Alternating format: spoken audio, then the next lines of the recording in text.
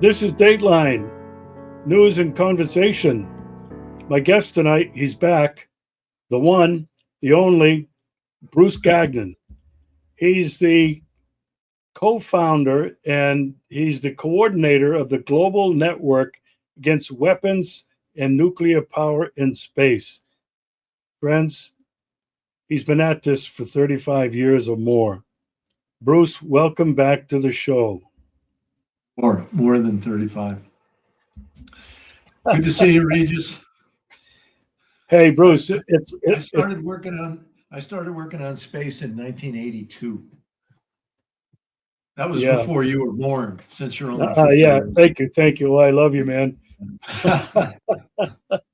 All right, Bruce. I'm on fire.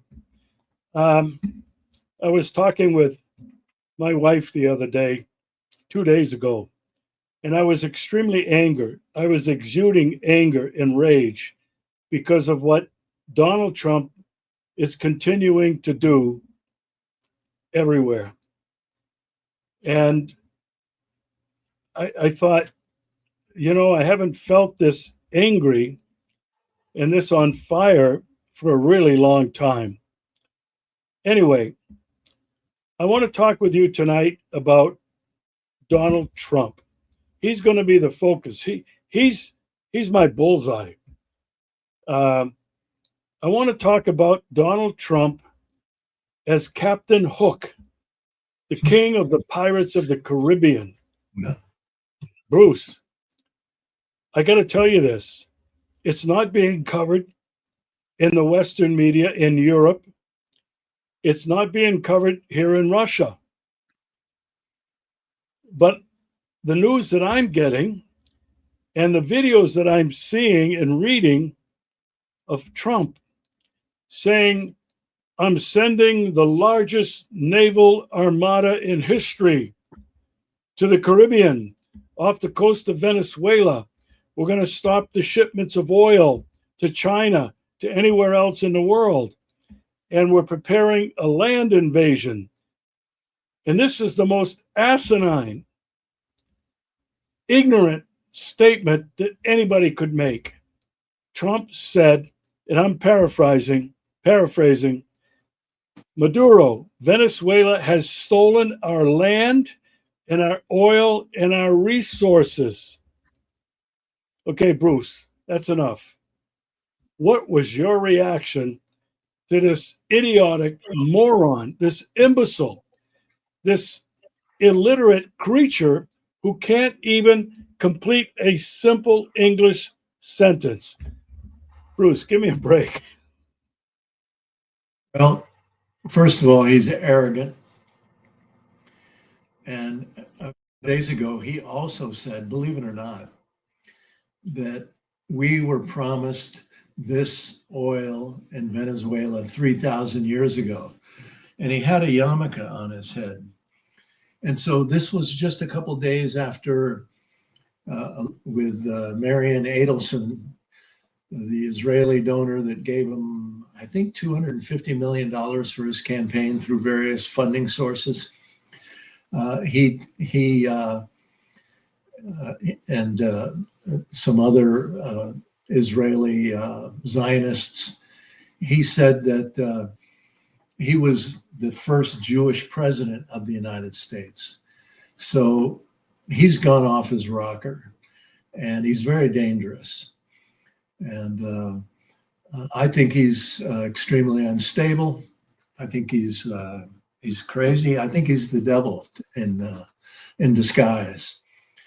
So it's disheartening to see some people still believing in him, because as far as I'm concerned, there's nothing about him to believe in, nothing at all. So anyway, it's a rough patch here in the United States right now with him in the White House. Yeah, I'm shaking my head, Bruce, because the ignorant things that come out of his mouth are so unfounded in fact, in history, that I find it impossible for even the most energized MAGA supporters to stick with this guy. Now, Bruce, I've said it a number of times in the last week. What's happening in Venezuela could be the shot that's heard around the world that ignites the unthinkable. I think this is just another case of how close we are to the unthinkable. Now, I called him a genocidal monster, a psychopathic murderer, and I'm not going to retract any of those statements. You shouldn't. Bruce, you've been on top of this situation in Palestine for the entire time since October 7th. Bruce, he calls himself the peace president. He claims he's brokered a ceasefire between Israel and Hamas, and yet Israel continues to bomb and kill on a daily basis people in Palestine, in Gaza, who are freezing, living in tents that have been flooded. He continues to bomb Lebanon and Syria. Bruce, I don't know how any human being, how any of his supposed Christian followers can stay with this man, because he is participating 100% in this genocide. And I just saw some clips a few hours ago of Netanyahu demanding that the United States and the rest of the countries support him against anti-Semitism and lies. Bruce, let's talk about this maniacal monster. And you know, you said that he's the devil incarnate. Well, that's how the devil appears. The devil doesn't appear this little red monster with a red tail and horns and a pitchfork. He appears in disguises. And I agree with you. I think Trump is one of those disguises. Your thoughts on this relationship with Bibi and Israel and committing $34 or more billion to massacre Palestinians? Bruce, I don't know how much I can take of this. Recent days, I've been just so heartbroken watching the huge winds and floods inside of Gaza. Children literally in tents, inside tents that are flapping and blowing away, water literally up to their necks, and knowing that if they had any food, it's been washed away. But now they're going to be facing pneumonia and everything else. I mean, just the massive deaths that are going to result not only from all the bombing and the killing and the shooting children in the head by the so-called military, the IDF, the slaughtering genocidal Zionist troops. But now that, you know, living in these conditions they're living in is horrible. And at the same time, Israel is moving further into the West Bank and increasingly surrounding towns and villages in the West Bank with new walls and gates and fences. It's just horrible, and constantly stealing the land in the West Bank, throwing people out of their homes, taking their small farms, tearing down their olive groves. I mean, it's just despicable what's happening. And the UN does nothing whatsoever. The Europeans, along with the United States, the British, the Arab monarchies, it's pitiful what's going on here. And it's an atrocity. And I just don't understand why in the hell so many countries around the world stay quiet. I guess, you know, their leadership must be on the list of the Epstein files, you know, having had been involved with these underage young women who were trafficked by Epstein and his allies in Israel and around the United States and other places. I mean, it's a tragedy. It's a sin. And that's why I'm out on the street 2 to 3 days out of the week and every day online, doing everything I can to spread the word, to try to alert people, to share information, to stop this insanity. It's pure insanity.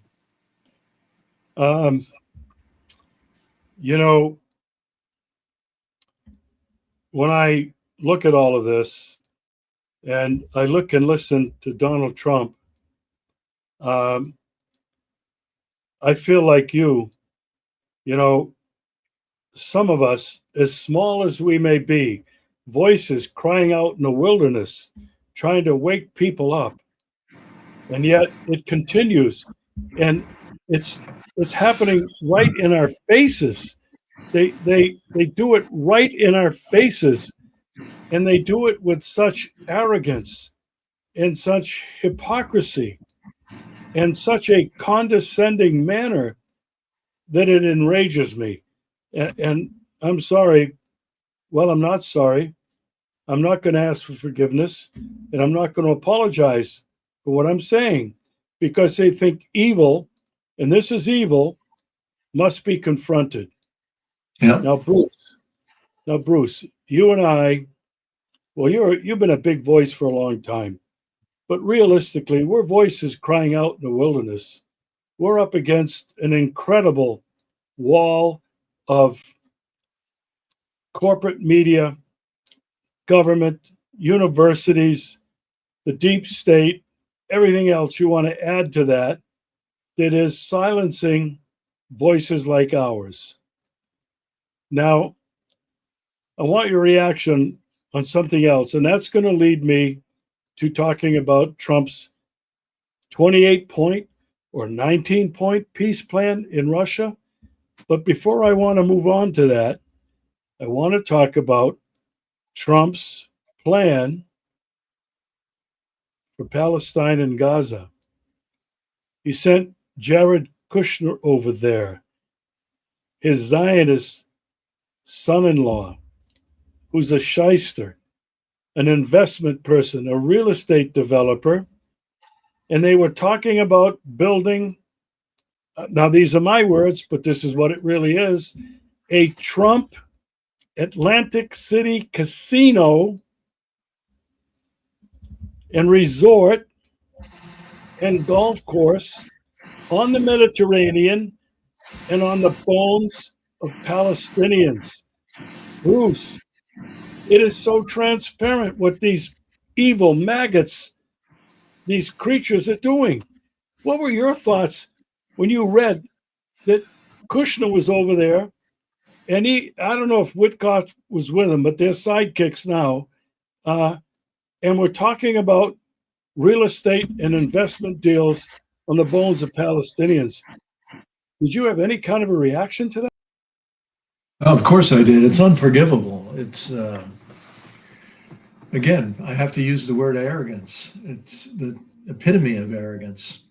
I want to say something else on the good side, if I can call it good. In the United Kingdom right now, there are 8 people in jail who are part of Palestine Action, who are hunger striking, anywhere from 13 days up to 50 days amongst them. They've been hunger striking. And they're demanding, they've been in jail since they were arrested for actions against Elbit Systems, an Israeli Zionist weapons corporation that's scattered its facilities around the world, in England and other countries. There was one in New Hampshire. Me and 7 other people were arrested there last year for blocking the entrance to Elbit Systems, where they're making weapon systems that are used in Gaza and now the West Bank. But anyway, people are hunger striking. They've been in jail for some time, and they've not yet been tried. They're demanding that the government stop arresting people for holding signs that say, "I support Palestine Action," as if that's a crime to hold a sign saying that. I mean, it's ridiculous. Hundreds and hundreds of people have been arrested for just holding that sign. So anyway, I wanted to let people know about them. And You can find online links to their website and find ways to support them. At the same time, I'm really, really concerned that Israel is now moving towards, again, striking Iran and pulling the United States into that. So, the Greater Israel plan that we've talked about before is to take, obviously, all of Palestine, to take Lebanon, to take Syria, to take parts of Egypt, and ultimately they want to take down Iran too. And this time, though, Iran has said, and I believe every word of what they've said, that if they're attacked again by Israel, this time Israel will be devastated. Well, Bruce, I hope it comes to that. And, this is what Netanyahu is doing in Washington right now. He's trying to tell Trump, fill his head with fear that Iran is close to having a nuke. And this has been his thing for the last several years, that Iran is close to having a nuke, despite what Iran consistently says, and had the IAEA in there observing everything that was going on. And everybody declares that Iran was not doing anything to prepare a nuclear weapon. But if they were, so much for them. Just like Kim Jong-un in North Korea, he felt without a nuclear weapon, he couldn't defend himself, that America would have trampled right over North Korea several years ago if he hadn't had that nuke. But that's insanity. It's really insanity. And Bruce, you said it's a positive sign that people are being arrested. They're speaking out now. They're being jailed. They're doing hunger strikes. Yeah, that is really good. It's got to continue. But the flip side of that is countries like UK, like Germany, and like France are exercising this fascist technique to stifle peaceful protest and dissent. It's fascism. Europe has fallen into fascism once again. Not only is it sad, it's frightening and it's sickening. But fortunately, the people in Europe are beginning to rise. I mean, just in recent days, farmers in Belgium have literally surrounded their government buildings with big tractors. And when the police come in and put barricades, those tractors are just moving those barricades out of the way. It's an enormous protest. I've seen people on Twitter say that it's not being reported inside of their own country that this is happening. I don't know if that's true or not, but no, it's true. There's massive censorship all across Western and Eastern Europe. Massive censorship. But I think the day is coming sooner than we think that those countries you've named, all of the EU powers, if you will, Belgium, France, Germany, England, not still a part of EU, but still part of that whole cadre of Nazis that are taking control of much of Europe, as you rightly say. I think the day is coming sooner than we think that they're all going to fall. People are getting really annoyed because their electricity prices are rising dramatically. Their food prices are rising dramatically. All of the social programs are being attacked in order to take money and send it to the corrupt people in Ukraine that are being exposed daily now for their golden toilets and offshore houses, mansions that they're buying. Yeah, I mean, it's just ridiculous. And now Trump is, even though he says that we're not going to support the Ukraine military anymore, he's sending over millions and millions and millions of dollars again for more weapons. So he's even lying about that too. Yeah, well, the Europeans have not only ruined their culture, their history, their social safety net, their infrastructure, they're bankrupt. Yeah. And then as you just alluded to, Trump just signed the largest war budget in history with an additional, Bruce, $388 million earmarked for weapons for Israel. On top of that, Bruce, he's already been selling weapons to NATO, wink, wink, that NATO can now either sell or give to Ukraine. Now, how people cannot see this duplicity, how they can't see these lies, see through the lies. Bruce, I'm telling you, it's got me on fire because it is so in your face.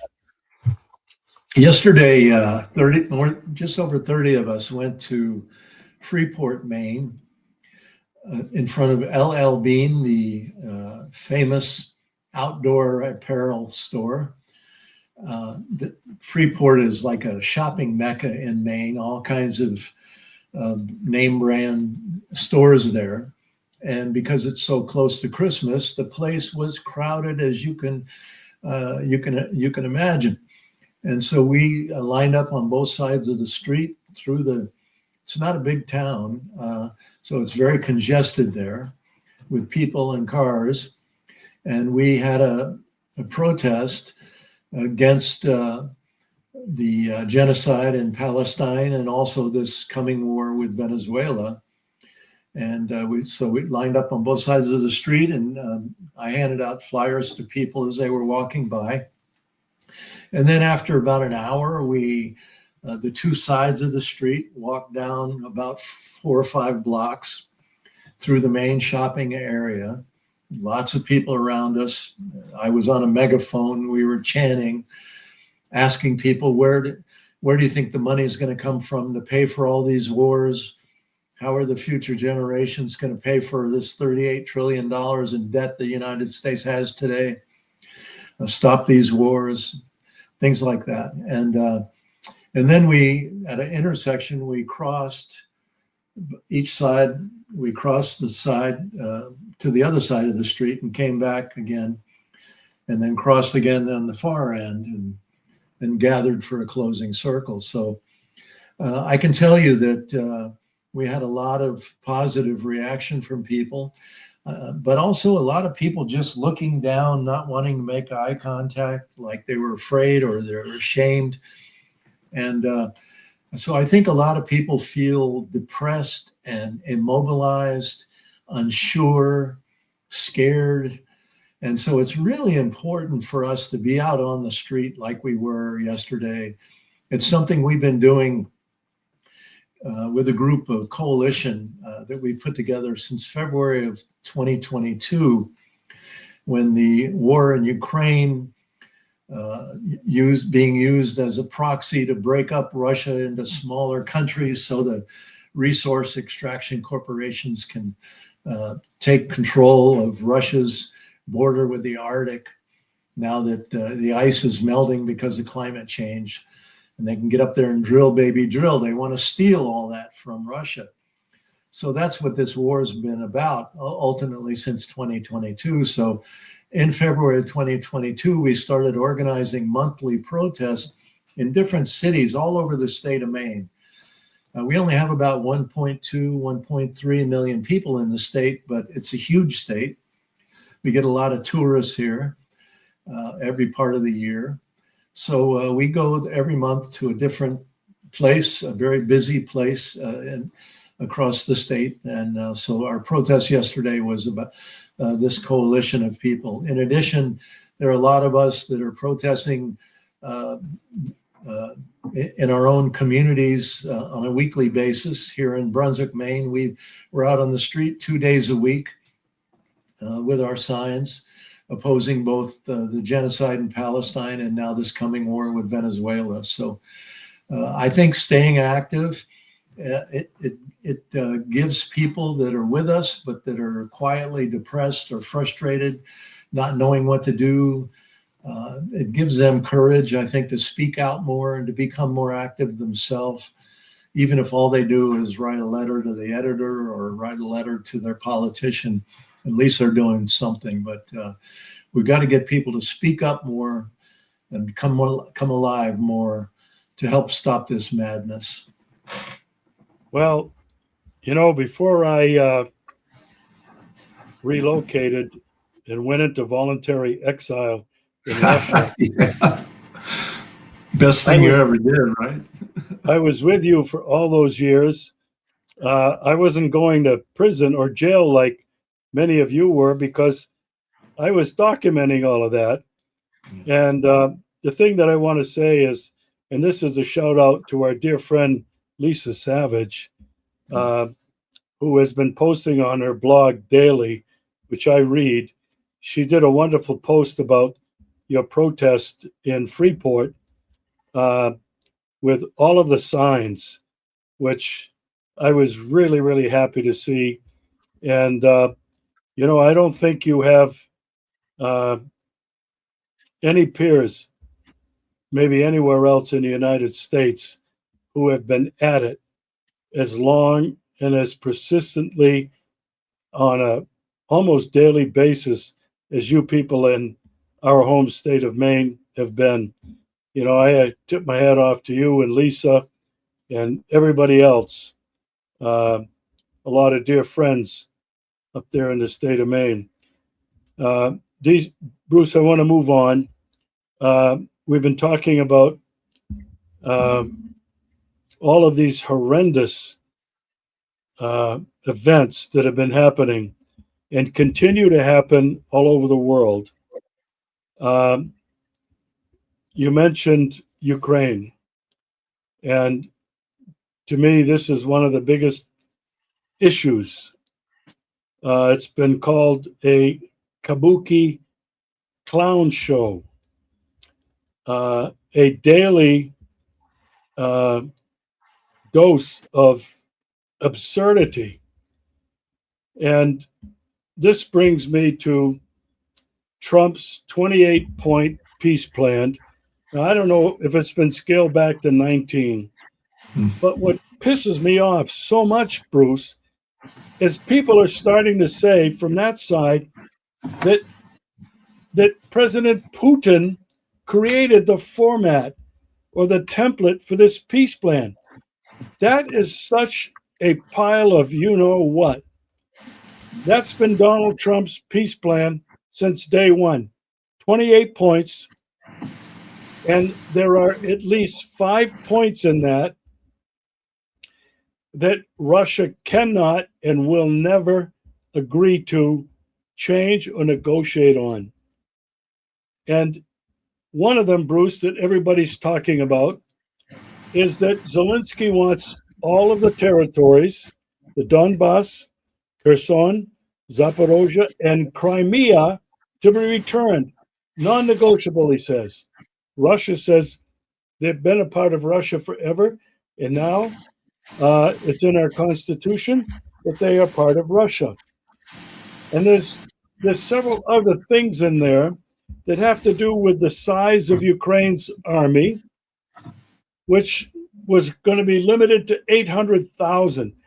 They don't even have that many left, Bruce, that are engaged in this war against Russia.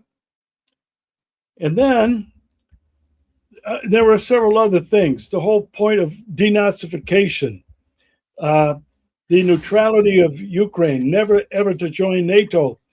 And then the 27th point, Trump again is appointing himself as the chairman of a peace council who will oversee the ceasefire, which Russia says it's never going to agree to. Bruce, I don't know. I've been going crazy over this. I've done several shows about it. I wrote a very, very long article today on Substack saying that there's never been a peace plan, that Trump does not want peace. He's still bent on total hegemonic domination of the world. Okay, that's my bit. What's your perspective on this peace plan? And after you finish with what you think about this, I got 2 more things to add to this that actually blow my top off. Nice of you to give me a chance to respond.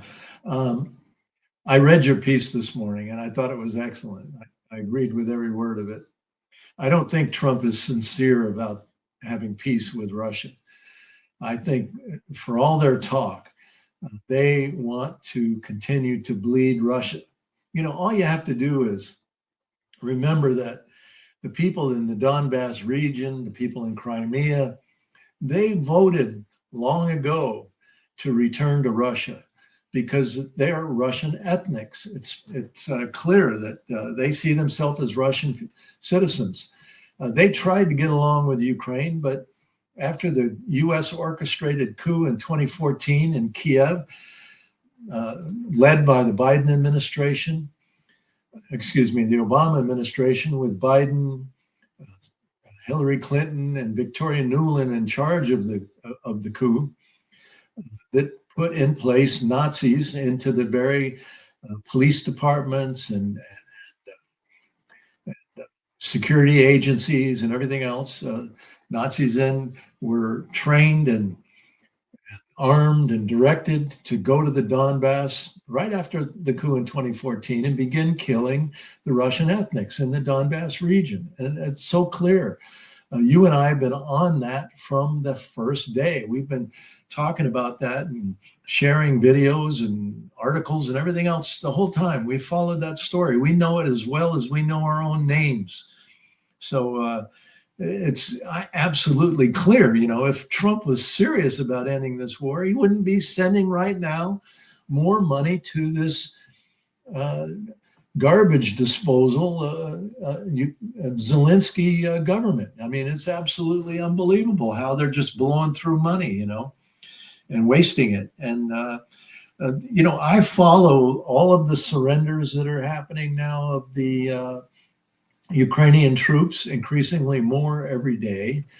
And all people that within the Ukrainian military that are escaping the war zone and running away and hiding somewhere, refusing to fight, by the tens of thousands of them, maybe even more than that. So, you know, it's a crumbling war that no way that Ukraine can continue with it. But the United States and its NATO partners are pumping more money into this endlessly. And again, why? Because they want to bleed Russia. They're trying to destroy Russia. They're trying to make the Russian people become so upset and angry that the war is not over, that they'll get rid of Vladimir Putin, and the U.S. and NATO think then they'll have their chance to break Russia up. I mean, it's unbelievable. It's ridiculous. So, well, you know, just like they want to, the United States and NATO want to take down China, they want to take down Russia too. And they're not going to stop until they are stopped. And Russia's doing their very best to stop them. Well, you know, it's been going on for hundreds of years. The Western attempt to balkanize and rape and pillage all of Russia's territory and vast resources. Right. You're exactly right. This is what this is all about. It is not about making peace with Russia. It is not about respecting Russia, accepting Russia as an equal, which is what Putin has been demanding all along. And they have just been totally dismissing and disregarding that.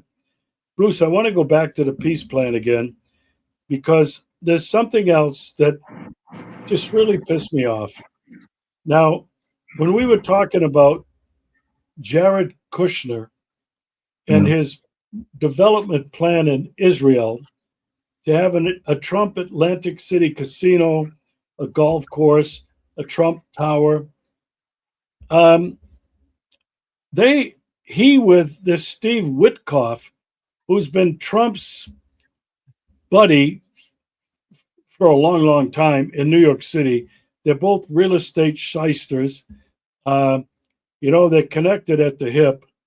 And what Witkoff and Kushner have been shuttling back and forth to Russia to talk to Putin.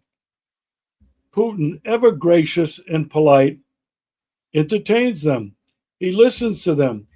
And then it's reported that, oh, we've made progress. And then just this week, yesterday, Saturday, that Witkoff met with Putin's representative, Dmitry, I can't remember his last name right now, again, made progress in their discussions. Bruce, it's the same thing. They're looking to make real estate deals. They're looking to make deals for Russia's oil, gas, coal, rare earth minerals, pesticides, grain, and food with Russia when they think this thing might be over. And I think they're trying to tempt Putin that look how great this will be when this is over. And yet Putin, always the diplomat, says great progress has been made, and we hope that they understand our basic position, and he sends them back to report to Trump, and Bruce, nothing changes. I don't know whether you saw it or not, but it was a political interview with Trump. It was made last week. I watched it. I read the transcript. I could not believe how illiterate Donald Trump is. Bruce, he could not complete a simple English statement. And this is what blew my mind. One big section of it, he was talking about Crimea. He said Crimea has boundaries of 4 oceans. And he said it's a beautiful place, and it's warm, and it has a great climate. And when you put these two things together, Jared Kushner and Steve Witkoff, development shysters, with Trump, really, he was lusting after Crimea. Bruce, I'm living in Yalta, and I think that SOB would love to put a Trump casino, resort, and golf course, which we don't have any real golf courses here in Crimea, only a few kilometers away from the famous Livadia Palace, which is only 2 or 3 kilometers from where I live. Bruce, it is so transparent. These guys are not even sophisticated enough to hide what their true intentions are. Your thoughts on this before we move on? A few days ago, I saw a video of Secretary of State Marco Rubio, who is a Zionist. I'm told he's the favorite candidate to replace Trump of the Zionists because he's been in their pocket for a long time. He's a hater of Cuba. He comes from Cuba originally, his family does. Some of the elite that escaped Cuba after the revolution there years ago. And during this interview with him on this video, he said that he didn't know what Russia really wanted in terms of this ending this war. It's not clear to him, he said. Well, wow, how could it not be clear? Because as you say, Russia's been absolutely repeating, Lavrov, Putin, a whole bunch of them have been repeating over and over and over again exactly what they want for there to be a true peace. And for Rubio, the Secretary of State, to say he doesn't have any idea, I mean, that shows you what a bunch of liars they are. What we do know, though, is that BlackRock is itching to get their fingers on everything inside of Ukraine so they can monetize it. Monsanto wants to get in there and plant GMO crops. GMO is not allowed in Russia. They don't allow it. It's not allowed in most European countries, from what I understand. So if they can get it going in Ukraine, sort of sitting in the middle between Europe and Russia, then they think it will spread in both directions, these GMO crops, you know. So these corporate pigs or should I use the word piglets now? That seems to be a popular word in Russia these days to describe these people from Europe and the United States. They have no serious interest in peace whatsoever. It's all about domination, control. Bruce, you mentioned BlackRock, Vanguard, State Street, Monsanto. Oh, they're not only lusting after this territory, this rich territory, farmland, and resources in Ukraine. They're lusting after the same thing in Russia, which has infinitely more. I'm going to go on record again. Mark my words, this 21st of December, 2025, because of what you just said, Russia will never allow any of these maggots, these jackals, Piglets. Piglets, that's too kind, to get into Ukraine and or Russia to rape and pillage it. I will guarantee you this. Russia is going to finish this on the battlefield. When it's done, it will result in the complete and total capitulation, unconditional surrender of Ukraine, NATO, and the United States of America. I said it here tonight. I'll say it again. Russia, if it is serious about its security guarantees long term, will never allow this to happen. And therefore, Russia will have to take all of Ukraine from Kiev to Odessa. And Bruce, Russia's perfectly happy to let Poland take back Lvov and let them deal with whatever's left of the Nazis. Bruce? That's you're probably really right about that. I'm absolutely sure of it now. There's no doubt in my mind. You know, I wanted to talk about the national security strategy because I think that's such a farce and a smokescreen. There are some people here in Russia, and there are many people, big-time bloggers, people you and I know, who think, oh, this is hopeful. Russia is not considered an enemy anymore. It's just a competitor. And now we're just going to move to China and the Asia Pacific. We've heard that since Obama and the pivot to Asia. But Bruce, I don't know how people can't see through that smokescreen. I don't want to linger on the national security strategy with the time we have left, because I want to move on to two things that you have been involved in for 40 years or whatever it has been. And that is space, nuclear power and weapons in space. Bruce, that imbecile who slept on the watch, Ronald Reagan, you know, he could have ended all nuclear weapons in Helsinki when he met with Gorbachev, and Gorbachev said, we have a chance, let's get rid of them all. And Reagan said, I just can't do that to the American people because I promised them I was going to build their Star Wars, this missile defense system. And Bruce, today we have Trump. Two things that I know have pissed you off.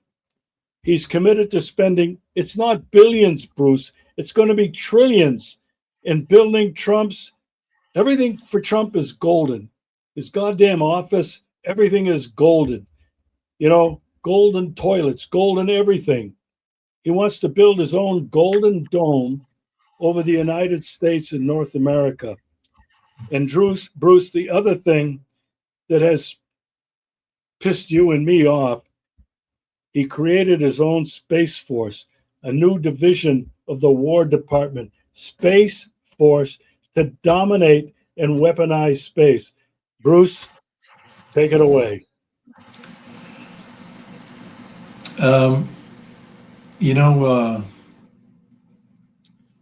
There are some people in the peace movement in the United States and around the world that continually call for disarmament, global disarmament, which I agree with.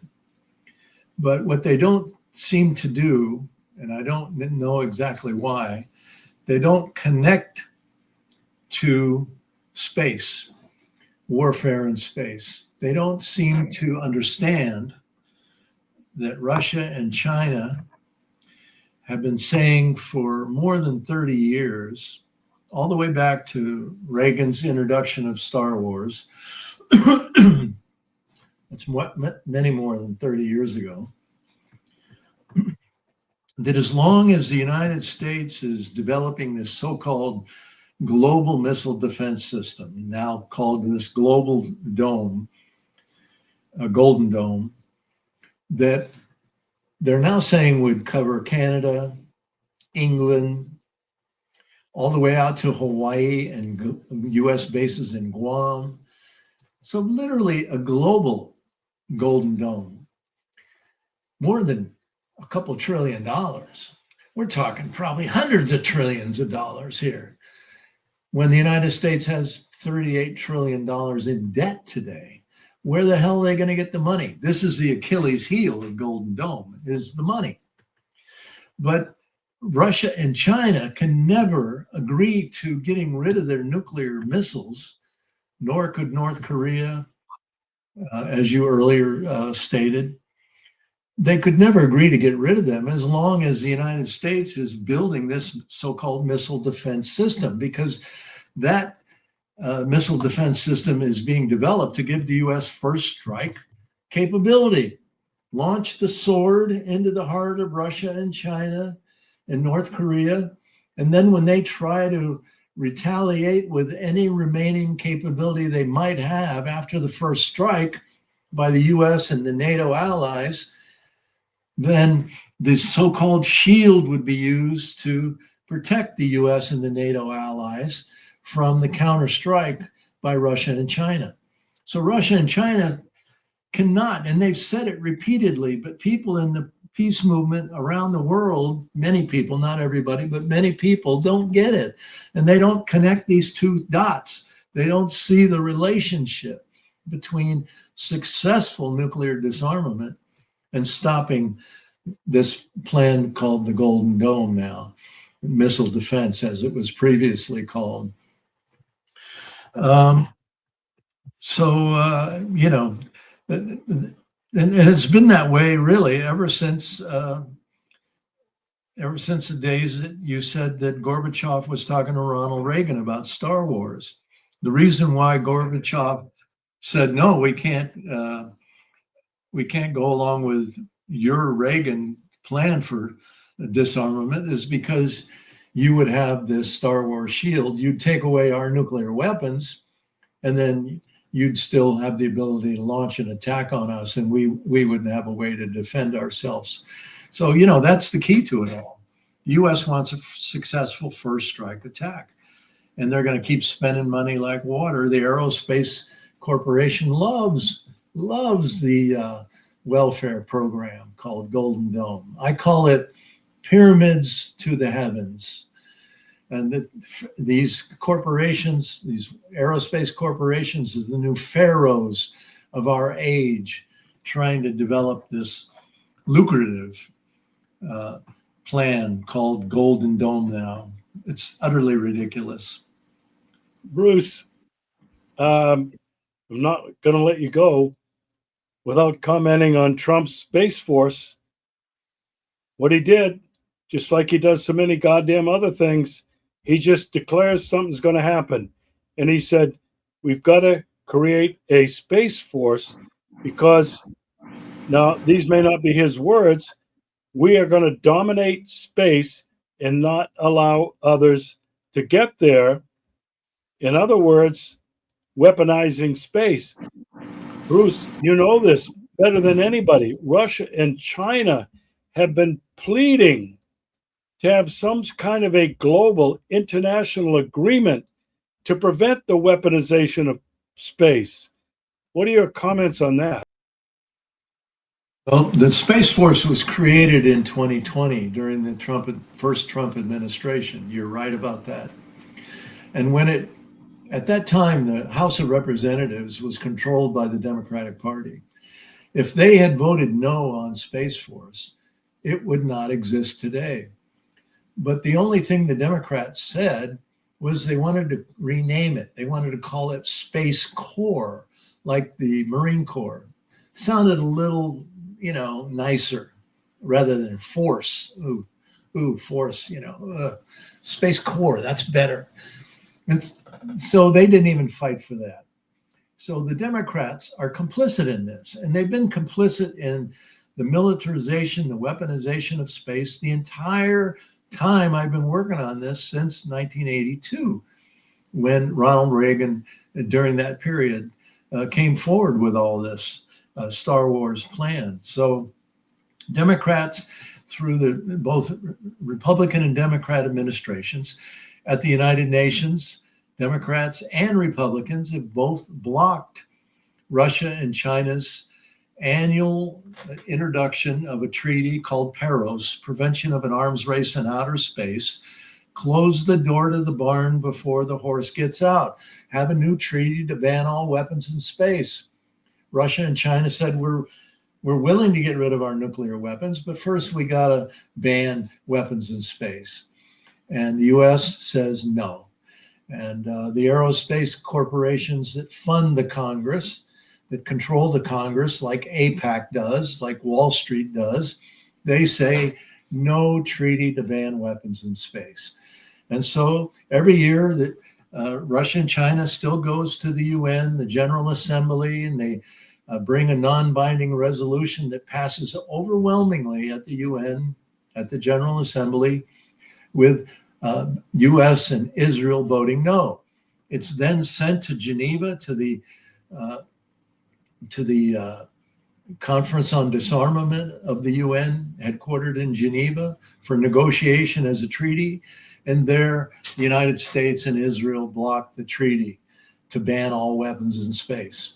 The US official position through all these years is, hey, there are no weapons in space. There's no problem. We don't need a new treaty. Well, there you go. That's what the US is saying. Why? Because the US wants to control and dominate space. It wants to deny other countries access to space. That was spelled out clearly in 1997 in a US Space Command planning document called Vision for 2020. And as it turned out, this 1997 document talking about the year 2020 came to fruition in 2020 when the Space Force was created. Bruce, I made that film, The Ghost of Jeju, back in 2012. And thanks to your help, not only in getting me to Jeju Island in South Korea, but on content for that video, including the piece you made about Pax Americana, all of this plan was laid out in that film in 2012. And people can find that film, and you have a significant role in that film explaining this very problem, The Ghost of Jeju. It can be found on my YouTube channel at Alfredo Baldic, which I scrolled across the bottom. Bruce, with the time we have left, you mentioned the peace movement. I've had some recent discussions with some of my guests about the peace movement, not only in the United States and around the world, but especially in the United States.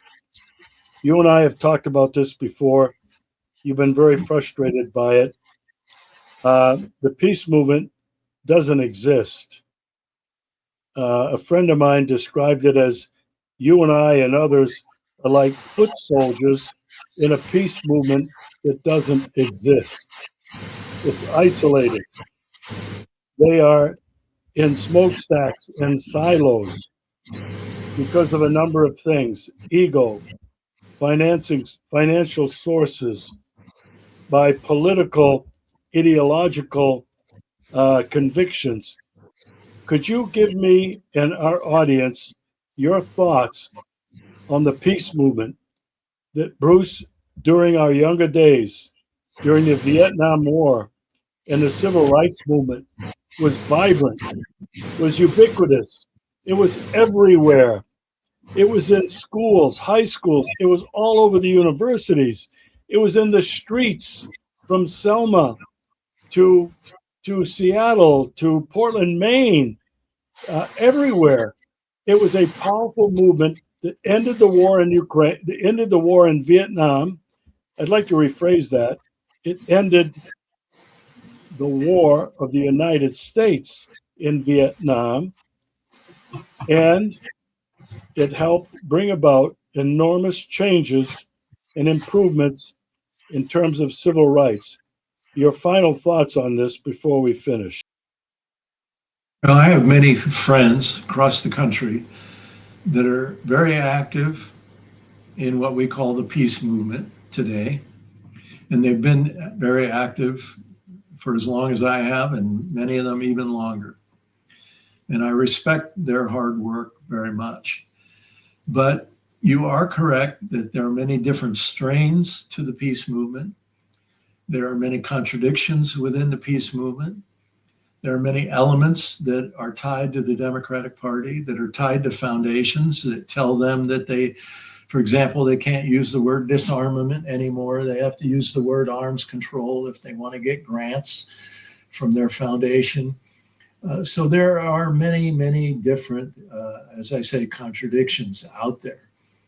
But there are a strong group of diehard people that understand the situation, that articulate it clearly, and that are dedicated to building a unified peace movement, as difficult as it is because of these many contradictions.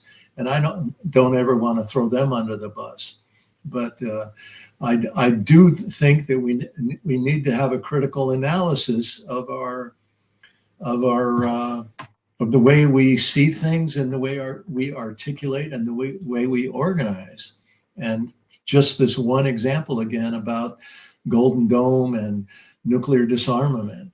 Again, you can't get rid of nuclear weapons until you're willing to stop the arms race from moving into space, because it's not going to happen, period, ipso facto. So anyway, these are the challenges of the peace movement, and I don't have great confidence that those challenges are going to be resolved at any time, because too many people are addicted to being in their little silo, and they don't want to see the broader picture, and they don't want to talk about it.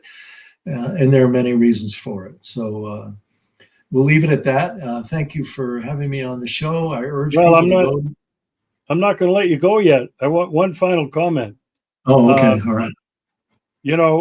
I've done a couple of shows recently, and we've been analyzing what's happening out there in the alt media, and especially the blogosphere, and the use of platforms like X, Facebook, and Instagram and TikTok that are trying to appeal to this younger generation that are very different than you and I. They process things differently, but they're being inundated with brief little clips that either inspire or aggravate them or turn them against other people and end up in arguments. And one of the criticisms is that what's been happening with many people in the blogosphere is they are spouting stuff over and over and over and over and over again, getting millions of viewers and clicks. But what they have not done is succeeded in creating a movement and bringing people together. What are your final thoughts on what's happening in this new information era? Well, like anything, social media has its good side. You and I are on social media right now. That helps us get the word out to a lot of people all over the world.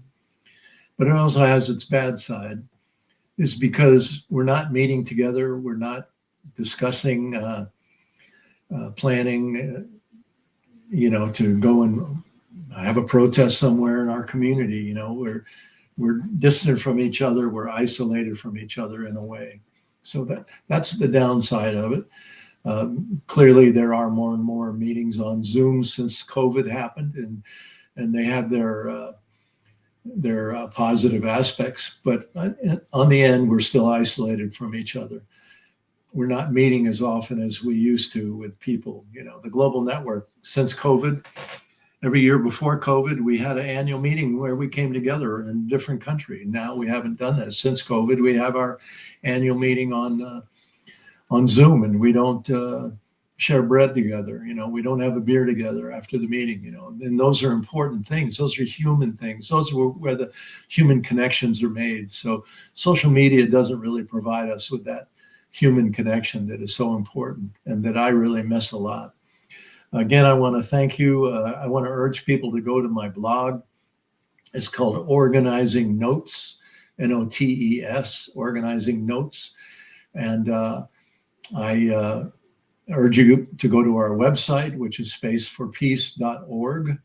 That's the Global Network website. So, and Regis, I value our friendship. We've had a lot of great experiences together, both here in Maine, and you helped me when I wanted to organize a study tour of Russia back in, I think it was 2019 now. It seems like yesterday that we were there, but we came to Moscow, we came to Crimea, and we went to St. Petersburg. And you and your wife partner were instrumental in helping us pull that off. So I'll always be grateful to you for that.